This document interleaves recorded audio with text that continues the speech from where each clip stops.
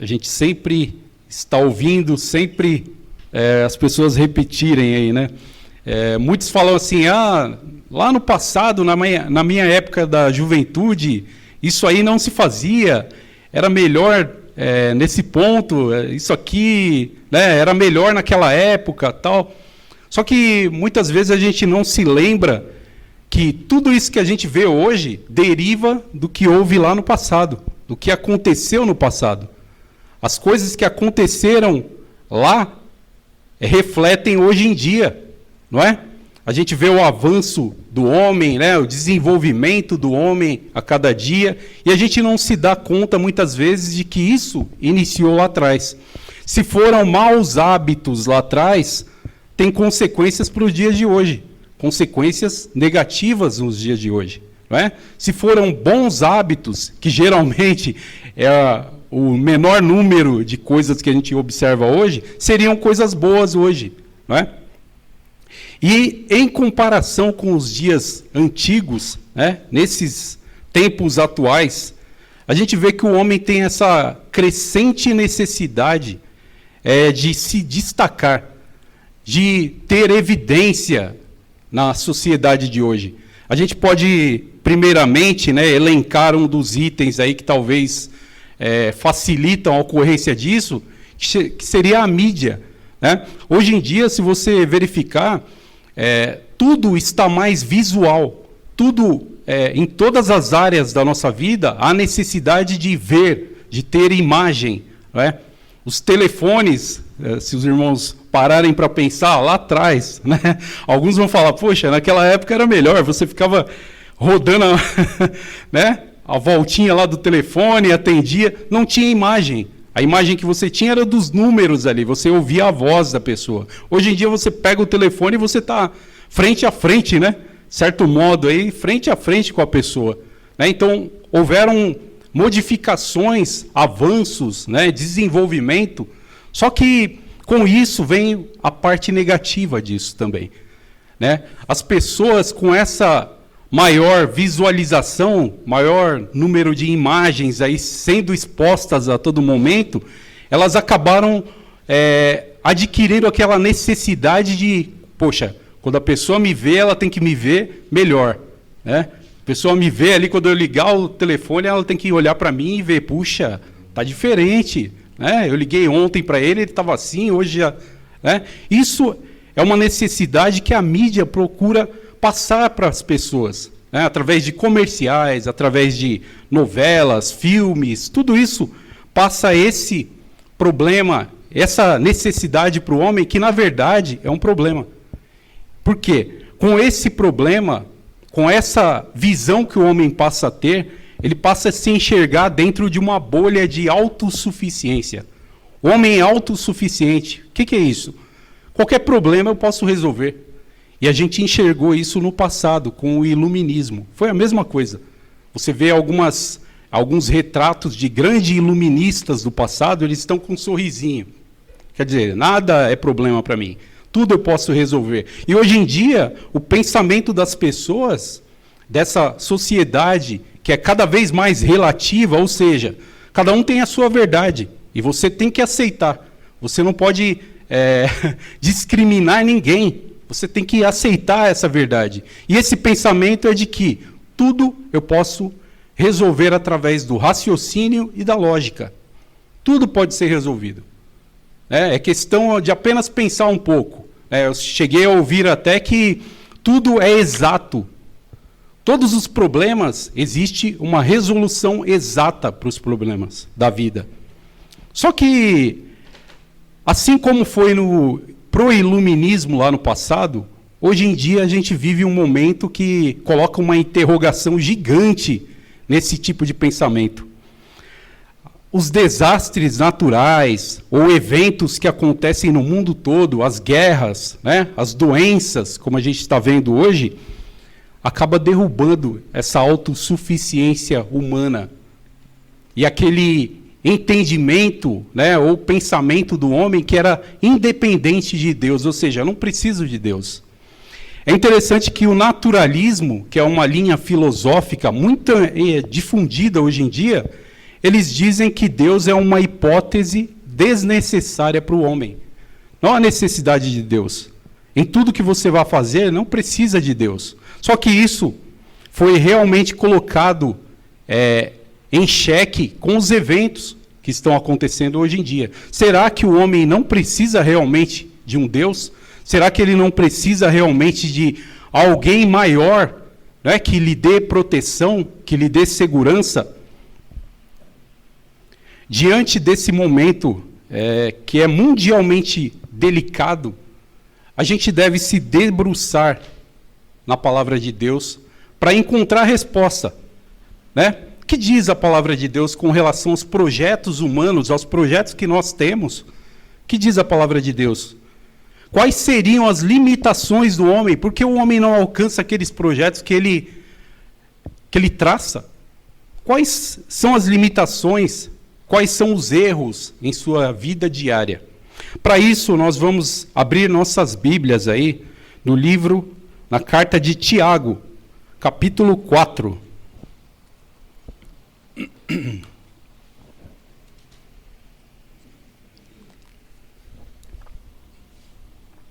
O escritor dessa carta é Tiago, ele é o meio-irmão de Jesus, tá? E é interessante entender o ministério de Tiago. Qual foi o propósito dele escrever essa carta? O ministério de Tiago era voltado para alcançar os judeus que estavam dispersos ali pelo Império Romano, ou seja, pelo mundo ali da antiguidade. Então, o objetivo da carta é mostrar o padrão ou o modo de vida cristão, ensinando isso aos judeus. Então, ele tinha esse objetivo de apresentar esse modo e conduta de vida cristã aos judeus, a esse povo dessa época. E o texto escolhido para essa mensagem está entre os versos 13 a 17, que nós leremos agora. Verso 13, capítulo 4 de Tiago. Eia agora vós que dizeis, hoje ou amanhã iremos a tal cidade, e lá passaremos um ano, e contrataremos e ganharemos. Digo-vos que não sabeis o que acontecerá amanhã, porque que é a vossa vida? É um vapor que aparece por um pouco e depois se desvanece. Em lugar do que devíeis dizer, se o Senhor quiser, e se vivermos, faremos isto ou aquilo. Mas agora vós que gloriais em vossas presunções, toda a glória tal como esta é maligna. Aquele, pois, que sabe fazer o bem e não o faz, comete pecado. Então, de acordo com esse texto, é interessante que nós podemos enxergar aqui, na descrição de Tiago, dois problemas do homem com relação aos seus projetos. O primeiro problema do homem com relação aos seus projetos é excluir Deus desses projetos. Tirar Deus desse projeto. Conforme o versículo 14, Tiago adverte o povo de que as suas vidas passariam como um vapor. E eles estavam errando ali por não confiarem os seus caminhos a Deus, não é? Que tudo pode. É interessante que nessa época, a gente falou sobre o Império Romano, nessa época, havia um dos fatores ali que talvez levariam o povo a achar que era autossuficiente. O primeiro deles era a Pax Romana. O que era a Pax Romana? Entre os fatores ali dessa Pax Romana, ela interligava todo o Império Romano através de estradas pavimentadas e da segurança proporcionada pelo Império, pelos soldados romanos, que estavam fiscalizando essas estradas. O que essas estradas favoreciam era o desenvolvimento comercial, as negociações de uma cidade com a outra, de um vilarejo com o outro, e os judeus se beneficiavam disso. Aí você pode parar e pensar, puxa, aqui eles já tinham uma certa segurança, né? Eles já estavam aqui relaxando um pouquinho, deixando um pouquinho Deus de lado. Puxa, aqui eu tenho um soldado romano me guardando meus pertences ali, meu trajeto, né? Olha só, como Tiago enxerga isso sendo crescente entre os judeus. E é interessante citar Algo que a gente observa até nos dias de hoje também, você perguntar para a pessoa, você acredita em Deus? Né? A pessoa, acredito, eu acredito em Deus. Né? Só que você lembra lá Jesus confrontando os fariseus lá naquele momento, eles falavam a mesma coisa, falavam, eu acredito em Deus. Né? Eu acredito em Deus, mas Jesus confronta eles e diz, vocês dizem por boca, vocês falam isso só da boca para fora. Aquele que conhece a Deus, ele obedece a Deus. Ele obedece o que Deus prescreve para essa pessoa. Então a gente pode focar aqui, nesse momento, essa confiança, fazendo com que nós esqueçamos de que a nossa vida não tem prazo de validade. Nós não temos uma garantia vitalícia. A gente pode viver até, a garantia que vai viver até tal ano. A gente não tem isso. A nossa garantia é de que até que um acidente aconteça, uma doença, ou o próprio tempo, próprios segundos que estão correndo aqui, eles já estão determinando o fim da nossa existência. Então a gente está sujeito a tudo isso. E tudo isso pode encerrar a nossa autossuficiência, a nossa independência, o nosso pensamento de independência de Deus a qualquer momento.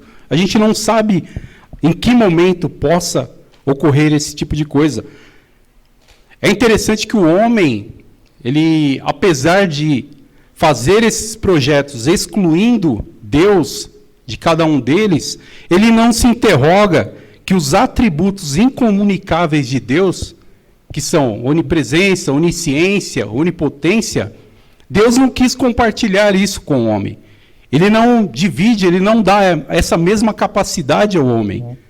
E o homem acha que tem essa capacidade, que precisa se mostrar, se evidenciar para as pessoas. A gente sabe que Deus sustenta a todas as coisas, a toda a criação.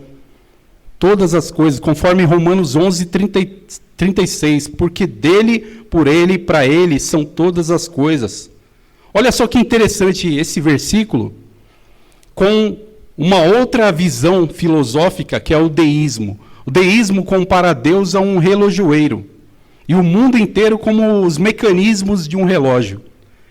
E o deísmo afirma que Deus deu corda nesse mecanismo, nesse sistema, guardem essa palavra, sistema, e saiu. E deixou o sistema funcionar sozinho, por ele mesmo. É interessante que essa palavrinha sistema, ela está muito embutida na nossa sociedade hoje em dia. Mesmo eu trabalho no hospital e a gente ouve, sistema digestivo, sistema circulatório, Tudo isso é sistema, fechando o entendimento de que aquilo funciona por si só. Só que a gente vê que a gente pode comparar com o plantador, aquele que vai plantar, o agricultor. Ele joga a semente, ele tem que cuidar da semente, dar água, observar, afastar as pragas. Só que Deus é de tal forma presente na sua criação que ele não só vai cuidar da semente, mas ele vai cuidar do agricultor, daquele que lança a semente. Então ele está cuidando de toda a criação, ele sustenta toda a criação. E Jesus afirma isso também em João 5,17. Jesus diz assim: meu Pai trabalha até agora. Olha só, contrariando completamente esse pensamento deísta. Meu Pai trabalha até agora e eu trabalho também. Então, se o homem precisa colher o alimento, ele precisa trabalhar cuidando dessa semente. E Deus, da mesma forma, cuida da sua criação. Ela precisa que Deus a regue com a chuva, a aqueça com o calor do sol, que Deus dê o descanso para todos nós, através da noite, para que nós descansemos. Então, toda a criação necessita do cuidado de Deus. Aqui, esses argumentos são para contrariar esse problema do homem em excluir Deus de todos os seus projetos. Os irmãos conseguem entender que Deus está presente. Ainda que você ache que não, Deus está presente em todos esses projetos, todos esses momentos. devemos traçar os nossos planos, primeiramente, com humildade, no sentido de reconhecer nossas limitações e nossas incertezas. O homem busca a segurança em seus projetos, no entanto, ele vive inseguro diante das incertezas. E qual a maior incerteza do homem, senão o tempo?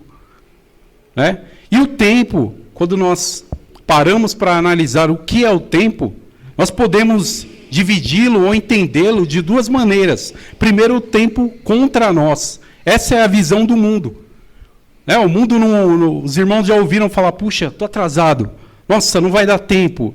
Nossa, o mundo enxerga dessa forma o tempo, sempre contra nós. O tempo a todo momento sendo encurtado. E muitas vezes as pessoas não se lembram disso, que uma pequena doença ou um pequeno acidente pode terminar com isso. A ciência também ela enxerga o tempo como curto demais. E ela procura subterfúgios ou maneiras para ampliar esse tempo. A segunda forma que nós podemos entender o tempo é o tempo ao nosso favor. Esses são aqueles que enxergam que Deus é o soberano sobre todas as coisas.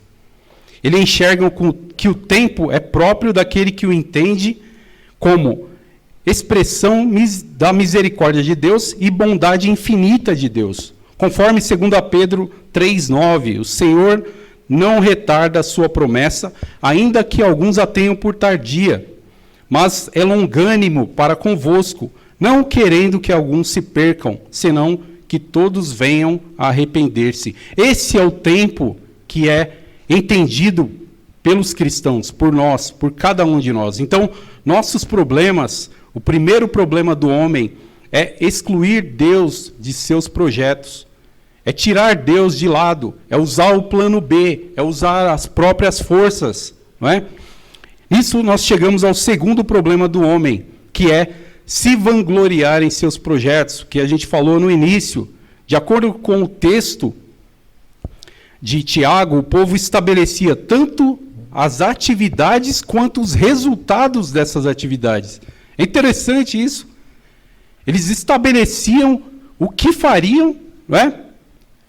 O que eles fariam ali e o resultado por aquilo. E geralmente se enxerga o resultado bom, né? Geralmente sim, ninguém quer algo ruim para si, então enxerga sempre o bom. No verso 13, lendo aqui para os irmãos, o primeiro versículo que nós lemos: Eia, agora vós que dizeis, hoje ou amanhã iremos a tal cidade e lá passaremos um ano, contrataremos e ganharemos. Olha só, eles enxergando o que fariam e o resultado daquilo que fariam. Eles planejavam que iriam a determinada cidade, passariam certo tempo, mesmo desconhecendo o futuro, negociariam e, como resultado, teriam lucro. O que se observa aqui, nessa atitude dessas pessoas ali, era essa autoconfiança extrema, que muitos, hoje em dia, dizem que puxa, aquela pessoa tem uma grande fé. É a pessoa que determina, eu vou fazer, eu vou chegar lá, vai acontecer isso, porque eu estou falando que vai acontecer isso. Só que onde está o Deus que cuida da sua criação nessa afirmação? Claramente, esquecem-se dessa limitação humana em desconhecer o futuro. O verso 16 diz que essas pessoas valem-se unicamente das suas presunções. Algumas traduções dos irmãos falam em jactância ou vanglória.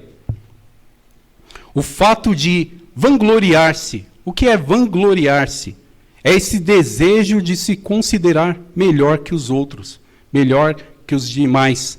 Muitas vezes esse desejo é tão sutil, ou essa atividade da pessoa é tão sutil, que ela não demonstra apenas falando, na forma de falar, mas sim nas atitudes, nos exemplos dela, gestos e atitudes. Não estou aqui para pontuar a atitude de vanglória, Cada um de nós, de acordo com a palavra de Deus, deve nos examinar, deve se examinar. olhar para dentro, olhar para o seu coração e examinar. Puxa, o que é?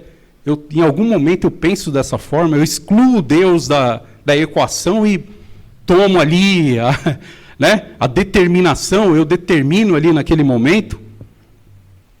Dizer ou mostrar ao próximo que eu faço, eu aconteço, eu consigo, eu sou o melhor. Muitas vezes isso não é dito, né, com palavras. E devemos examinar o nosso coração e nossos pensamentos. Da mesma forma que procuramos estar sem culpa diante das autoridades terrenas. Como é que o irmão tem andado diante da sociedade? Não é? A gente não, vou pagar minhas contas, tudo certinho, né? Vou pagar as taxas, os tributos e tal, vou pegar a fila, vou obedecer a fila, não vou cortar a fila, né? Não é assim? A gente tenta andar o máximo possível certo diante das autoridades terrenas aqui. E a gente se esquece de Deus, que a autoridade é o juiz eterno, juiz maior, não é? A gente não olha para o coração, puxa, tá, eu estou obedecendo a fila, mas uma chance aqui, eu cortaria essa fila. Eu pularia aqui, eu iria lá para frente. Uma chance de não pagar esse tributo aqui, esconder um número ali, eu faria isso. A gente enxerga dessa forma, enxerga o exterior. Uma obediência exterior. A quem devemos temer mais? Nós precisamos ter em mente, primeiramente, que o problema apontado no texto, o problema de se vangloriar, não está se referindo à realização ou ao planejamento do projeto aqui que você tem. O problema não é esse. Pelo contrário, quando nós planejamos uma viagem, planejamos aí algo profissional, né? Planejamos aqui as atividades da igreja, isso aí é bom, nós estamos sendo mordomos fazendo isso. O problema reconhecido e mostrado pelo texto aqui é quando nós nos vangloriamos disso, fazer isso com vanglória. O segundo problema do texto, do homem, de acordo com o texto, é planejar buscando a sua própria glória, ou que seja louvado e reconhecido pelos homens. E nós precisamos, de todas as formas, abandonar esse sentimento de orgulho que vai adiante dos nossos projetos, pois é pecado. Esse sentimento é pecado. Jesus afirma, olha só que interessante, Jesus afirma que deveríamos buscar servir ao próximo. Isso é completamente inverso do que a sociedade prega hoje em dia, que a mídia ensina, exemplifica para nós. A gente tem que estar em evidência, não é servindo o outro. Eu tenho que estar num lugar que tem alguém me servindo.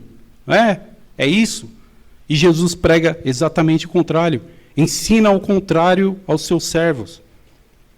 O simples fato de nós acharmos que, puxa, eu estou sendo servo, eu estou seguindo a mensagem, o ensinamento de Cristo, eu sou melhor que o outro, por isso você está pecando. É pecado. Não é? Portanto, nem ao menos pense que fazendo isso será melhor que seus irmãos. Fazendo isso, nós estamos obedecendo a um mandamento, obedecendo a Cristo. Então, esse segundo problema de se vangloriar de acordo com o texto é algo que faz com que o homem se afaste de Deus. Primeiramente, ele tira Deus da equação e ele se evidencia, ele coloca a si no pedestal. Não é? É totalmente contrário com o que a palavra de Deus ensina. Concluindo, irmãos, algo interessante que nós podemos nos debruçar está descrito no versículo 15. Uma pequena frasezinha, um trecho apenas da frase. Está escrito assim, no verso 15. Em lugar do que devias dizer, se o Senhor quiser. Se o Senhor quiser, é a frasezinha aqui, que a gente pode se debruçar sobre ela, e ela carrega grande verdade espiritual. Ela carrega grande verdade espiritual. Primeiramente, se o Senhor quiser, carrega a verdade da segurança e certeza daqueles que esperam em Deus. Se o Senhor quiser. essas pessoas estão certas que receberão o melhor. Se o Senhor quiser, nos acalma, sabendo que quando Ele quiser, é o momento certo. Quando Ele quiser. Se o Senhor quiser, nos confirma o mais importante que tudo isso, que é através do sacrifício na cruz, Deus demonstra ao homem que Ele o quer próximo, que Ele o quer em sua presença.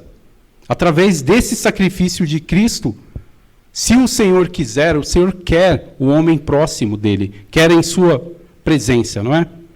Que possamos a todo momento, então, estar confiantes de que, não pelas nossas próprias forças, né? Mas na certeza que Deus está na direção de nossos projetos, nossos planos, em nossa caminhada. Deus está presente a todo momento. Isso nós devemos ter a todo momento em nossa mente, todo momento refletindo sobre isso. Que Deus abençoe seu povo. Amém.